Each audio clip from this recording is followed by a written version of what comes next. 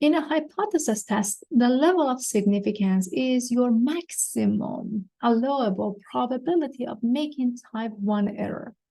It's denoted by alpha, lowercase Greek letter alpha. The probability of a type 2 error is denoted by beta. The definition of p-value or probability value. If the null hypothesis is true, then a p-value or probability value of a hypothesis test is the probability of obtaining a sample statistic with a value as extreme or more extreme than the one determined from sample data.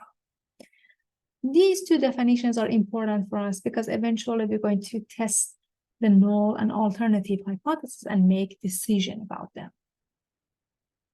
We have three types of hypotheses. One of them is a left-tail test.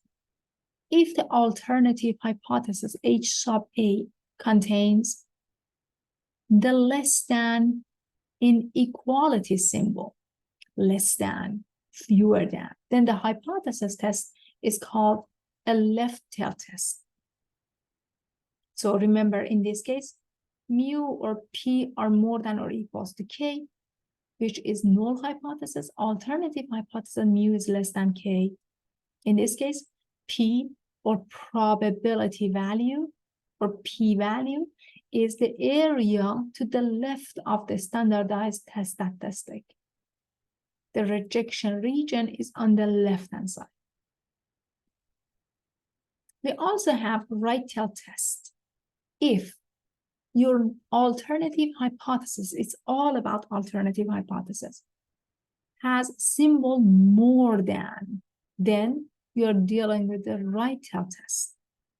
For a right-tail test, remember that alternative hypothesis is more than, but null hypothesis is less than or equal to.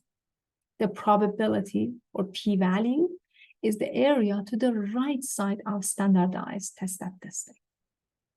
And finally, you have a two-tail test. For a two-tail test, your alternative hypothesis contains not equal to. So wherever you see null hypothesis is equal to an alternative hypothesis is not equal to, it means that you have a two-tail test. The probability p-value is divided up into two pieces because of symmetry of a normal distribution. One piece is on the left, the other piece is on the right, and they are exactly equal to each other.